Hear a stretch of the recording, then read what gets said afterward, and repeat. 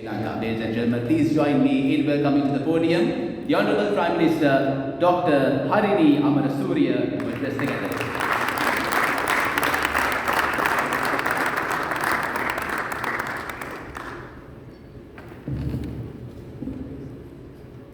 Thank you.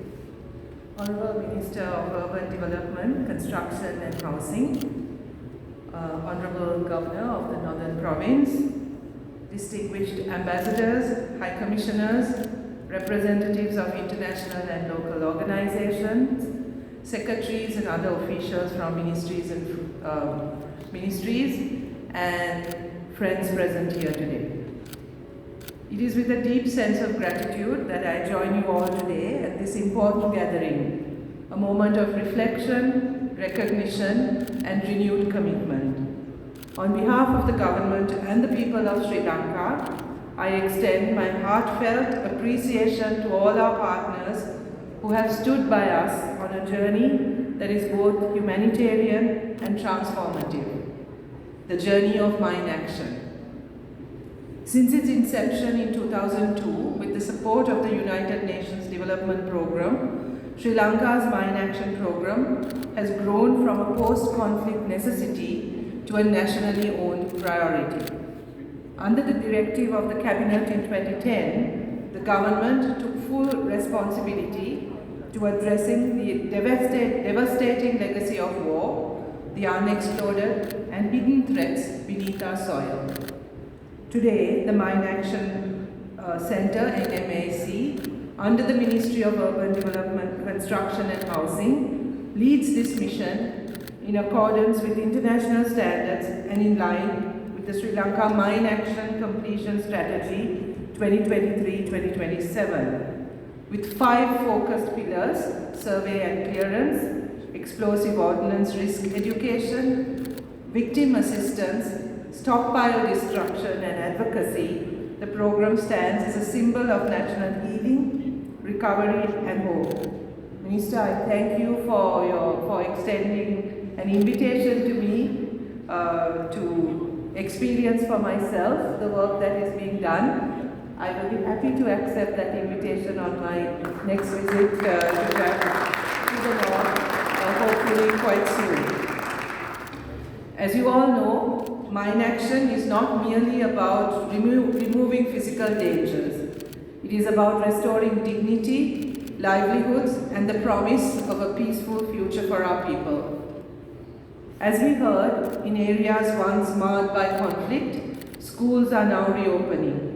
It's not enough to just reopen the schools now. We are focused on making sure that the quality of education in these newly open schools will also improve, and that all kids in our country have access to a high quality of education. Children are once again playing freely and safely. Farmers are returning to their lands without fear. Communities are rebuilding their lives. Social services are being extended to the most vulnerable. Environmental restoration is now possible because we have removed the hidden threats buried in the earth. These achievements, however, have not been made in isolation. They are the result of the dedicated contributions from our key partners, Halo Trust, MAG, DASH, SHARP, and the Sri Lankan Army, as well as all organizations that have been previously engaged in Mine Action. These efforts have been made possible through the generous support of our donor countries, including the United States, the United Kingdom, Japan, Canada, Switzerland, Germany, Australia, Norway, Sweden, and the European Union. We also commend the invaluable coordination and technical expertise provided by the Geneva International Center for Humanitarian Demining throughout this period. We look forward to your continued support to further strengthen our national capacity and accelerate our path towards a mine-free Sri Lanka. To date, more than $250 million in donor assistance has helped clear vast areas of land and restore lives across the north, east and even districts like Anuradhapura, Polonnaruwa and Puttlam. Nearly 2,645 personnel, including over 760 women, are engaged in this vital work, and their continued employment relies solely on donor funding. But the work is not yet done, and this is where I would really like to call upon you to continue to support this work. This is extremely important and necessary work. We recognize the competing demands made on you. We recognize the changing global context and the situation, and that your priorities might change. But this work is also critical, and we appeal to you to please consider continuing to extend your support for this really vital work. Because despite the progress that we have made, about 23 square kilometers of land remain contaminated. And the Secretary and the Minister were just describing to me a story of a young child who unfortunately missed school on the day that the awareness program was launched or was being held in his school, picked up a mine. Yeah, picked up a mine and threw it towards his grandfather, which then bounced back on him, and both were severely injured. And this is not very long ago. So clearly lives are still at risk because of the the fact that we have not yet completed this work, so this work must go on. While we remain committed to our Article 5 obligations under the Anti-Personnel Mine Ban Convention, and we are committed to completing clearance by 1st June 2028, new realities, including recent reductions in donor funding, pose significant challenges to meeting this deadline.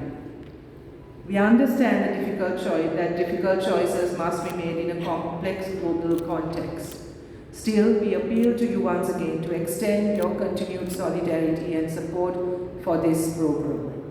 Because for every mine cleared, there is a child who can walk to school safely, a mother who can tend to her field without fear, and a community that can finally build, grow, and thrive. Dear friends, this government places education, health, information management, social welfare, and environmental sustainability at the core of our development vision. Through Mine Action, we create the conditions for these pillars to take root and flourish in previously marginalized areas. By ensuring that no child is at risk from explosive ordnance, we are protecting future generations. By returning safe land to farmers, we are boosting agriculture and local economies. By safeguarding natural habitats, we are promoting environmental sustainability.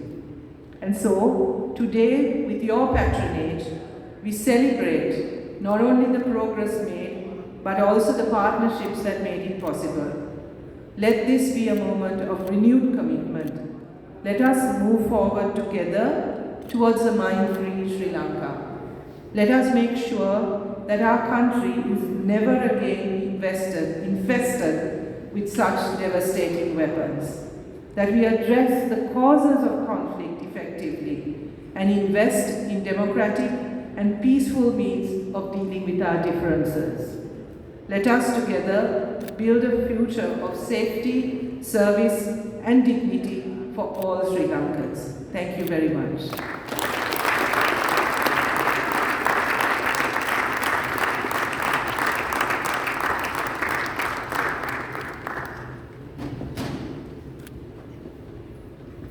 Thank you to our Honourable Prime Minister for that heartfelt note